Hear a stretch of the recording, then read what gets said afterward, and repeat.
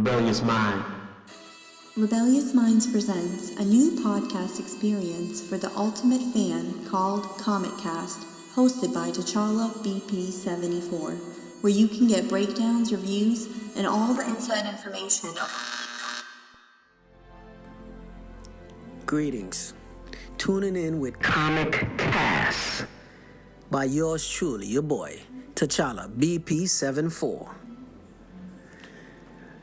This evening, we're going to talk a little bit about the Spider-Man Far From Home movie. I had a chance to watch it a while back. And there was a lot of things in there I appreciated. A few things I felt could have been done differently, but from what I saw and everything as the way they laid it out, probably was the best Spider-Man in the last, give and take, seven Spider-Man movies that we've seen. Because we had 3 with Tobey Maguire, 2 with Andrew Garfield, and then we had 2. So that's 7. So out of the 7, this one probably was my favorite, and for many different reasons. And we're going to get into that. I'm going to take it piece by piece. So when the movie opens up, it starts with, the logo and everything. They bring up the little... I think it's the Sony Columbia House, whatever the little lady is in the front.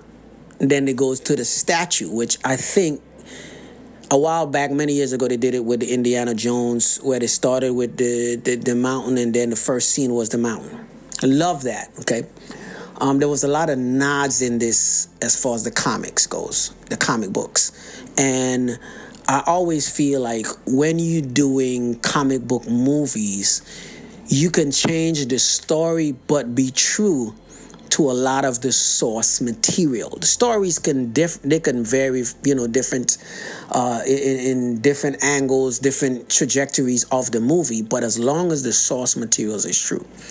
But anyway, so the movie opens up and I think they are in Mexico. And one of the first things you see as you see, the little Audi going through, you see this, look like this city is in rubble, okay? Out jumps Nick Fury and Maria Hill. And then, they're talking a little bit, they have some dialogue going on, and then all of a sudden,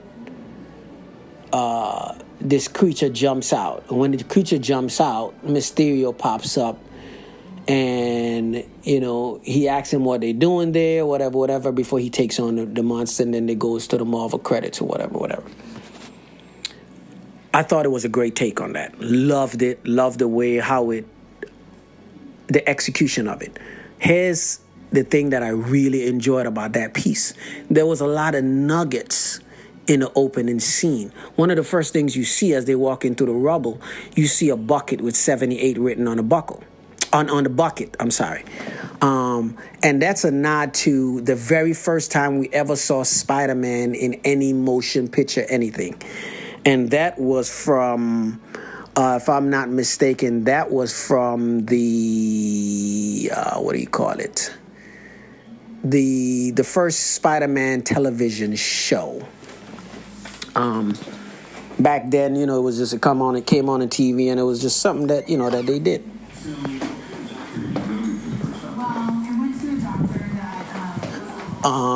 Right after that, they pan in, not very close up to the license plate. But if you pay attention to the license plate, you see numbers on the license plate. Those numbers is actually the first time that Sandman appears in the comics. And they do this throughout the movie. Like every time an elemental show up, you see this. Later on, when he goes to fight Hydro Man, when he goes over to Europe, there's a boat, and the boat pass and have ASM and then have a number. ASM is Amazing Spider-Man. It went over a lot of people's head. But the number on the boat was when Hydro Man first made his debut. But there's so many nods within this movie that I felt like, okay, this is amazing. So we move on to the opening after, the credits roll and everything, and they have this, this cheesy little montage where they do the kids at the high school that Peter Parker is at. And, the first thing you see on the screen, and it's like a tribute to the falling, you see Iron Man. Then you see Captain America. Because to a lot of people felt like Captain America died in Endgame. They don't know that when he went back in time, he lived out his life with Peggy and so on and so on. Spoiler alert, there's a lot of things, and I hope that for the people that's listening, you guys have at least seen Endgame. But anyway, so we move on to, another one who fell. That was Black Widow. And then they have Vision as well. And all the ones who actually died, they have, this little tribute to them. And then, it pans in and there's, dialogue with Peter. And, he's doing his Peter Parker thing. And, you see MJ and his boy Ned and so on and so on. Great movie. Okay? The dialogue is great. Out of all my Spider-Mans, Tom Holland, to me, and that's my personal opinion, is the best Spider-Man. I always felt Tobey Maguire was cool. As Spider-Man, I felt he made a lousy Peter Parker. Andrew Garfield was an okay Peter Parker. Again, to me, he was an okay Peter Parker, lousy Spider-Man. I felt Tom Holland hit the perfect balance between amazing Spider-Man and amazing Peter Parker. And then you see it even when he's talking, when he gets with his little science rant about scientific things, and you see that happen in the movie as well. And you really appreciate that because, Peter Parker is a science whiz. Anybody that really knew Peter Parker in the comics, that's what he is.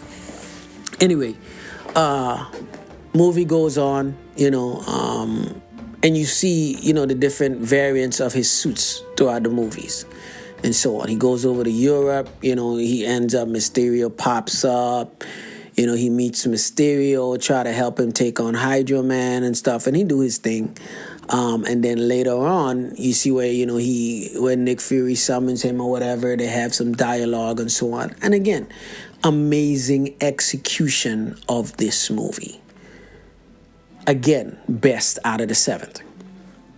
As the movie is going on, they have to now fight the pyro, the fire. Again, spoiler alert for those who haven't seen it.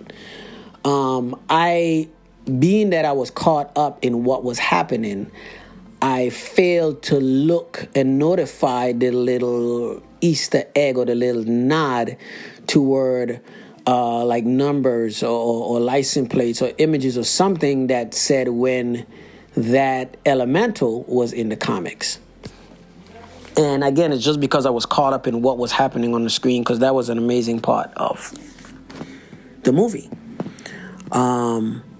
Just back and forth, and I'm really appreciating everything. And then the big reveal, with the whole thing with the glasses and, him handing things off and then realize the boo-boo that he made. And it's like, whoa, I made this ultimate mistake. And then the dialogue when Happy gets there to the rebuilding of his suit. When he goes to rebuild his suit, first of all, there's a lot of nods in here between him and Iron Man and the passing of the torch. Now, they say it a lot in the verbiage, but it's no passing of the torch, because let's be honest. Iron Man is Iron Man. Tony Stark is Tony Stark. Peter Parker is not Tony Stark or Iron Man, and he never will be. When he goes to create his new suit, one of the things Happy says to him is, you got the suit, or you get the suit, design the suit, whatever. I'll get the music. And he puts on the same music that you hear in Iron Man, the first Iron Man. But that's the thing about this movie. Being that it was the last movie to end this phase, again, there's huge nods in there to the very first movie that jumpstart the whole MCU, which was Iron Man. Even down to a couple characters, and you see flashbacks of what happened in the first Iron Man, but you saw it in this movie. You saw that character, and not just Happy, but someone else in this movie. And it's like, whoa, amazing bridge. 23 movies later, you bring back these people that wasn't relevant, or you thought wasn't relevant, but they played a pivotal role. So you hear the music and you watch him creating the suits, and he bring up the spectrum of all of his different suits. And in those different suits, there's some of them that have never debuted. And there's some of them that you see. There's a small little nod in there because you see the spider armor came up, or the Iron Spider. But it's not the Iron Spider that you see in Infinity War or in Endgame. It have the same legs on it and everything, but it's a different color. If you pay attention to the Iron Spider, it's the red and yellow Iron Spider. And that's the original Iron Spider from the comics. Actually, from the Civil War run, when he went to Tony Stark and he was on Team Tony, when Tony actually made him the red and yellow suit, which was something amazing, because in that, Tony actually put a device in to track Peter and see everything that's going on. And that's how Tony had found out about Peter Parker's spider sense. Now, you hear that whole thing, they have a new name for it in this movie, and it pops up a lot. But we go back to the suits. And then you see another one of his spider suits that was from the video game. Only if you played that Spider-Man video game would you have noticed that suit was in the game. I think it's the Velocity suit, if I'm not mistaken. But you see a lot of these suits. Early on, when he's in Europe, he's running around with the Spider-Man Noir. That's the all black, but not to be mistaken as the Venom or the symbiote suit. That's just a Noir suit that he was running around in. Okay, and it's amazing, and I like the way how they took it to that whole tactical retro look, but they still kept it true to the source. Beautifully done. And then, the big fight in the end. Now, if we pay attention to Mysterio in this, the trailers show him and you thought that he was this amazing hero who came from another Earth. And I love the way how they play that, because they was like, hey, you are from Earth 616. I'm from Earth 833. For comic book readers, everybody know that the Marvel Universe, or the standard Marvel Universe, is the 616 Earth. And they actually addressed that. And I felt like it was beautifully executed to address that. Because again, you do have nerds and whatnot that's watching this movie, but a lot of people don't know about the whole 616 thing. And I felt like that's what makes it so great. Anyway, so, it's after he gives him the goggles, because he felt, or the glasses, because he felt that he was the one worthy to wield the glasses. He gets the glasses and it's like, whoa, hey. And then you see the deception and the illusion. And you find out that Mysterio is not who you thought that he was. But for the comic book readers, Mysterio was a villain. But he was also this hologram tech wizard, okay? He was a genius. And you see what he's doing in this movie with, the different holograms and stuff like that. But when they fight in the comics, they have this big battle on, I think it's the Brooklyn Bridge, I think it is, in New York. In this one, being that a lot of it happened far from home, like the title, you saw where they had the same battle on the bridge, but it was a bridge in London instead. But again, love how they played that. Love watching him take on all of these drones and watch him doing his acrobatics and watch how his spider sense is what's guiding him. Genius work of art. Again, the director deserved the praise that he should get with this movie. I am not a huge Spider-Man fan. I'm a comic fan. I like Spider-Man. But I felt like what they did with this movie, they did it the justice that it deserved. In the last 15 years? I think the first Spider-Man came out, if I'm not mistaken, I want to say early 2000s, something like that. And again, they did it justice. So we see all of these things that's happening, okay? Just the way they tackled everything. Even down to the very end of the movie where, and we're going to come back to Mysterio in a second, where there's this big reveal. Now, when you talk about that and you sit there and you analyze in the comics versus the movie. In the comics, when Mysterio shows up, he goes to the Daily Bugle and he says to J. Jonah Jameson, he says, listen, I'm going to catch Spider-Man on TV. And I'm going to reveal Spider-Man to be the criminal that he is and make myself seem like the hero. Well, you see something like a contrast like that, but you don't see that until the very end. It's one of the post-credit scenes. And because they did it the way they did it, it kind of tied into a few things. One, it tied into that dialogue in the comics from way back when, and it also tied into the Civil War run in the comics when Spider-Man revealed to the world who he was. So, for the Spider-Man readers, the comic book readers that's out there, you're like, oh, hey, okay, I see what they did there, wink, wink. And it's genius, the way they did it. It's genius. Love the back and forth between him and MJ. Love the fact that they changed MJ from the MJ we've known in the comics and the cartoons. They made her this like goofy, awkward kind of girl, but she's very witty. She used to throw around the phrase tiger a lot. And there's a couple times in here where you can see like maybe a tiger or something that she have representing a tiger on her clothes, her wardrobe or whatever, but not all the time.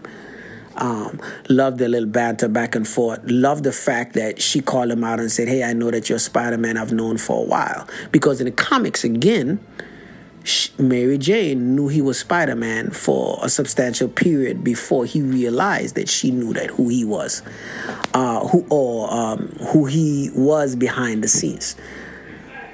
I felt like there's a lot of nods in here that's based on the comics, and you see not every 5 to 10 minutes like they did in Black Panther, but you saw it in this movie.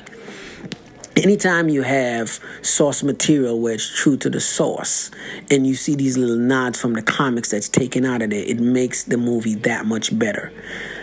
As far as I can recollect, every Marvel movie in the last 23, let me correct myself, every MCU movie, there's something that's taken directly from that specific character comic run and put on the big screen. When you take multiple or more than one, it makes it that much more sound. Personally, for me, this is why I loved Black Panther. I'm a little biased going in, okay?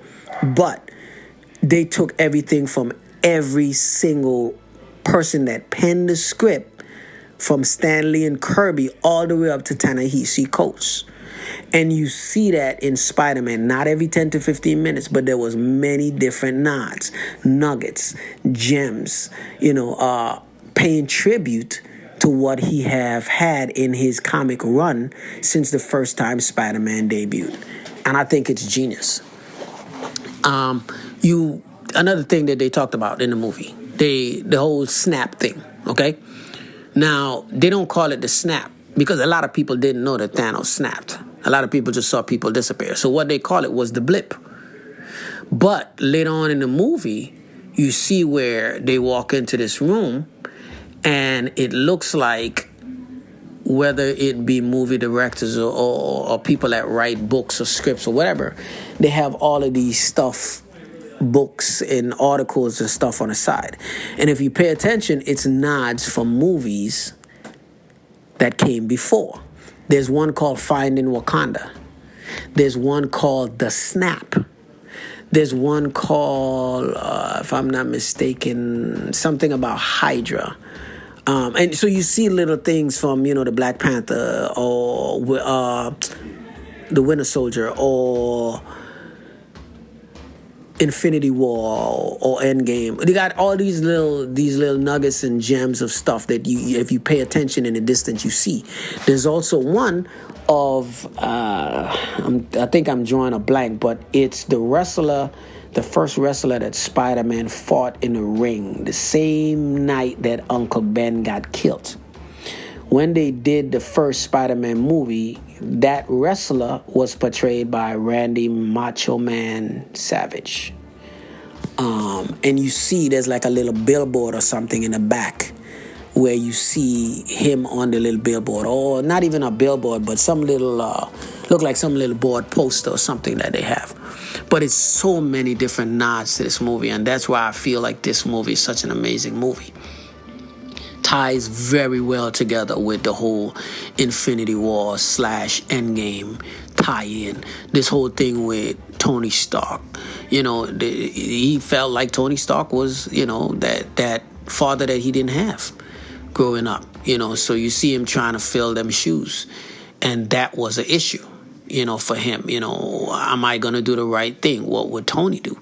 To the point where Happy even checked him and said, hey, Tony was a mess. He did what Tony did.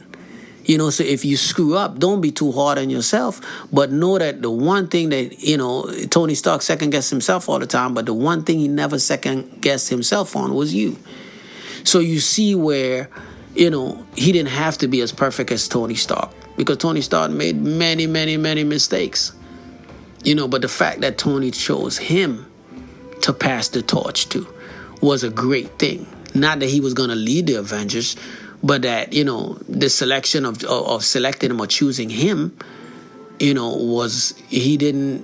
was no fault there. He chose him because he felt he was the one that deserved that and earned that, So it's a great nod. The movie went in the perfect direction where it needed to go. It was executed well. Now, there was a couple of things that, I didn't care for. So, not until the very last credit scene. Because in there, we see Spider-Man working with Nick Fury, Maria Hill and stuff. But when the movie started and, Nick Fury showed up and then, he started having dialogue, I'm like, something is off about Nick Fury's behavior. And it wasn't until the post-credit scene, the very last, because, Marvel sometimes drop 2, sometimes more, sometimes 1. But this one, they had 2 scenes. And when he dropped the very last scene, Fury and Maria Hill are driving in the car. And then they kind of like, okay, yeah, we need to go ahead and call. And then they scroll up. And they reveal that they're not Nick Fury and Maria Hill, but they're actually Talos and his wife. And they're Skrulls. And they're actually talking to Nick Fury. And Nick Fury looks to be somewhere out in space on a station.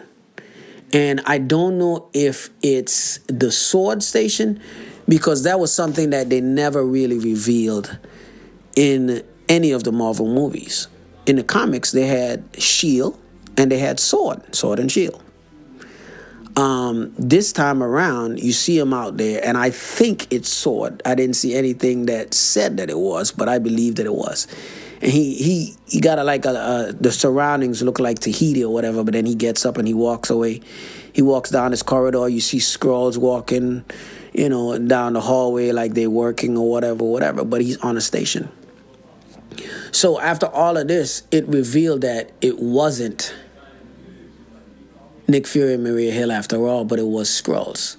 Well, a few months back before Endgame, I was talking to a buddy of mine, and he was like, if, let's just say, Endgame ends up on a positive note, where do you think they're going to go after Endgame?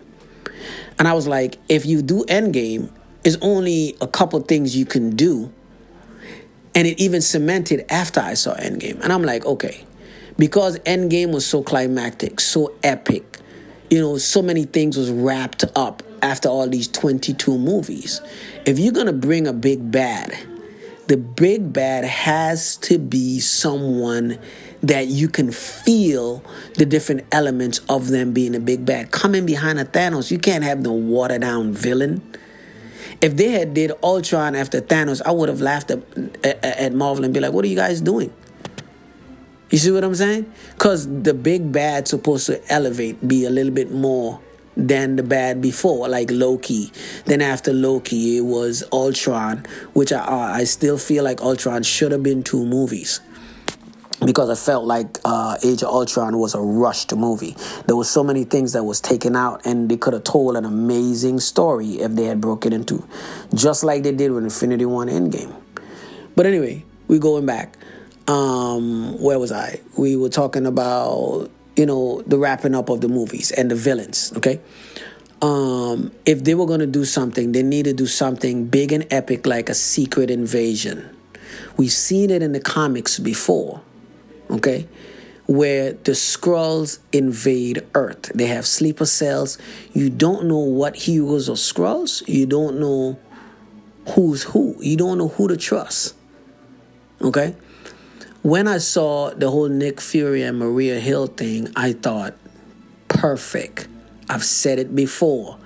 Why not do a secret invasion as the next big epic, bring the Avengers back together to fight for mankind?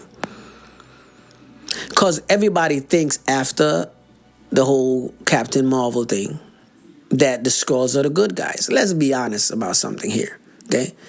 Since the dawn of man, when comics started being written, Skrulls was never good guys. Now they have had some Skrulls that ain't slimy and ain't shady and ain't bad. But the majority of the Skrulls have been bad. Also, another thing that was never revealed was Super Skrulls. Because Super Skrulls are like mutant Skrulls. Or Skrulls with, multiple abilities. So you might have one of them that have the power of Thor, and he wielding a armor like Iron Man, and he's wielding a shield like Cap. And that's how they were coming in the comic book run of Secret Invasion. A lot of the Super Skrulls had multiple powers. Had one of them had an arm like what do you call it? The Thing. He had his next arm was that of Johnny Storm or the Human Torch. He had Doctor Strange Cloak of Levitation. So they had multiple heroes' powers. And, they had something called the Blood Oath and stuff. So they could mimic the powers and they also mimic memories. But anyway, I felt like if that was where it was going to go, that would have been the perfect way to move forward for the next phase. Another thing that they can do is now that Marvel has the rights to Fox and they're having a lot of their properties back, and they now have the Fantastic Four property, they could now bring in the big bad of Galactus and have all the heroes fight to save the planet and go toe-to-toe with Galactus. And they can actually do a proper Silver Surfer movie or a proper bring in Silver Surfer, and he come in and reap havoc. You see what I'm saying? And then maybe have that be like the movie right before they bring the Avengers back, because he sends out the transmission to Galactus. So now Galactus comes to eat the planet, and the heroes rise against him and say, hey, you're not finna take my planet. All right, now that's one end. That's another villain, okay? But the ultimate villain, if you're talking about Avengers of the future, is Kang the Conqueror. You can't have an Avengers in the future fighting and they're not fighting somebody like Kang the Conqueror. And it's the perfect time to lay the eggs for Kang the Conqueror, because Marvel is great at laying eggs. Now, at the end of Endgame, we back up a little bit, remember the funeral. In the funeral, there's this little boy standing off by himself. That's the little boy who helped him in Iron Man 3. What would think his name was Harley, I think his name was. If he picks up the mantle to become the next Iron Man or / Iron Lad, because a lot of those kids who have grown up are teens now. A team is formed called the Young Avengers, where Iron Lad is a part of the team, but he goes off later on and he becomes a villain called Kang.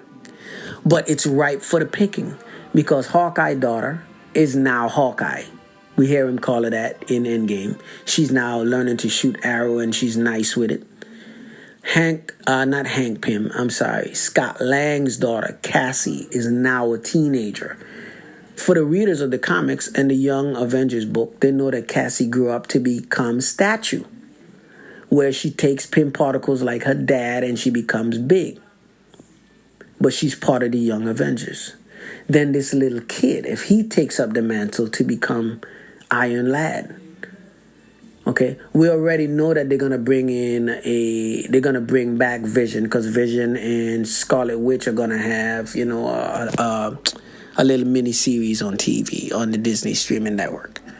So if they go that route, Scarlet Witch manifested twin kids in the comics. She could manifest twin kids in this, and nobody still haven't seen the full extent of her power. We saw her about to take it to Thanos' ass, and he couldn't do nothing about it. You see what I'm saying? Where he had to tell Ebony Maw, I think it was Ebony Maw. If it wasn't Ebony Maw, it might have been Corbus Glaive, but he was like, rain fire down on him. And he was like, but what about, he was like, I don't care, rain fire down. To save me, I need you to rain fire down. Because she was going to shred him to bits. And because she lost Vision, she probably would have.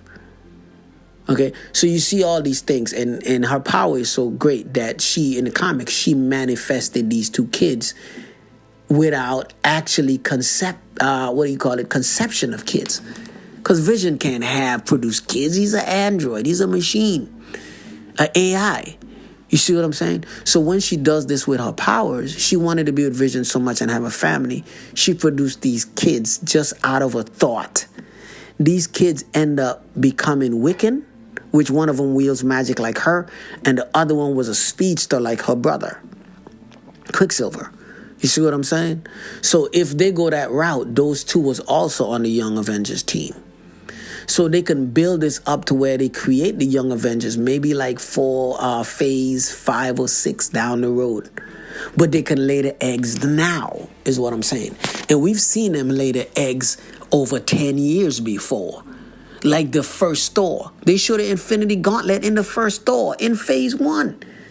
10 years later, we found out that, it was a fake, but we saw the Infinity Gauntlet. But we started seeing all these Infinity Gems from in the first phase. You see what I'm saying? From the dawn of man. And this is how it's been going on. A Marvel is genius at the way they lay their eggs. And if they continue laying their eggs, I think it'll be great. And I look forward to seeing what they do with these future movies and these future phases. Now, August 24th. I think it's August 23rd or August 24th. Disney is going to be at D23, and I think they're going to be releasing what the next phase for Marvel consists of, all these movies that's coming. We see some things coming. I know they're supposed to go back to the drawing board for the next phase. If Spider-Man is going to be in the next phase or not, I don't know. Let's hope. I think this was the last one in the contract that they had, because I want to say, I think it was five movies? I think it was. He came in Civil War, Infinity, Endgame, and then his 2 movies. Yes. So I think this was the last one for Spider-Man to do his thing.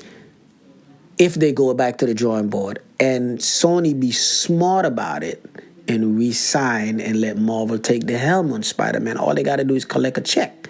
Because let's be honest, being that MCU was behind the Spider-Mans, Sony never had to do nothing other than get this money. And if they're smart, they'll continue getting this money.